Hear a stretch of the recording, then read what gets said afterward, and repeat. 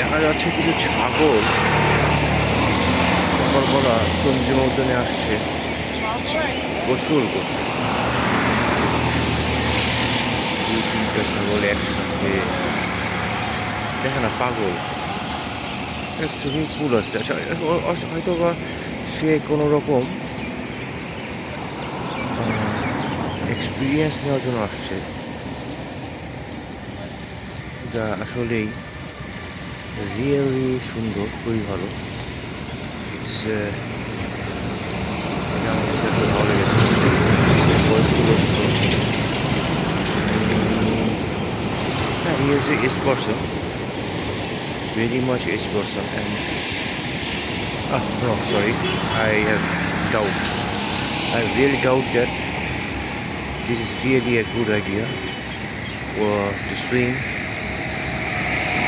on the pond. এই পন্ড আসলে ঢাকা শহরে সচরাচর পাওয়া যায় না। তো এই পন্ডের যে ভ্যালুটা, এই পন্ডের যে একটা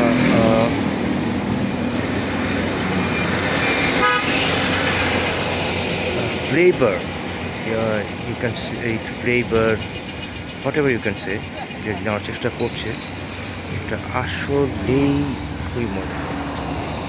আমরাও কিন্তু ছোটোগুলো পারি যে সপ্তাহে একদিন, মাসে একদিন আসলাম, একদিন এসে এই চন্দ্রিমা উদ্যানের পানিটা অবশ্য ময়লা অনেক, ময়লা ডাস্ট পানি, এই পানিতে গোসল করার মতো পরিবেশ নাই।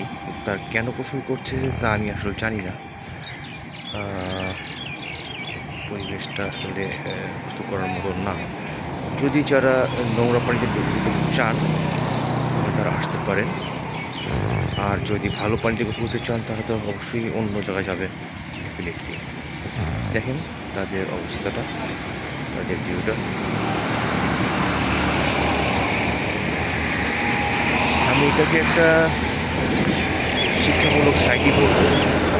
আর আরেকজন আছে যিনি পুরোটাই খালি গায়ে, এবং তিনি চাচ্ছেন যে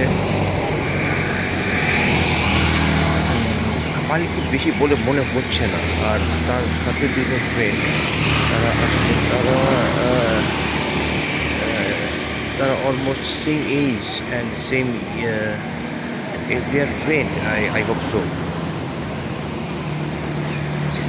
ঠিক আছে, খুব ভালো লাগলো দেখে, থ্যাংক ইউ ভেরি মাচ। তবে আমি মনে করি যে এই ময়লা পানিতে গোসল না করাটাই উত্তম। বিভিন্ন রকম পানির সমস্যা গায়েতে কিছু হতে পারে। Thank you very much for watching.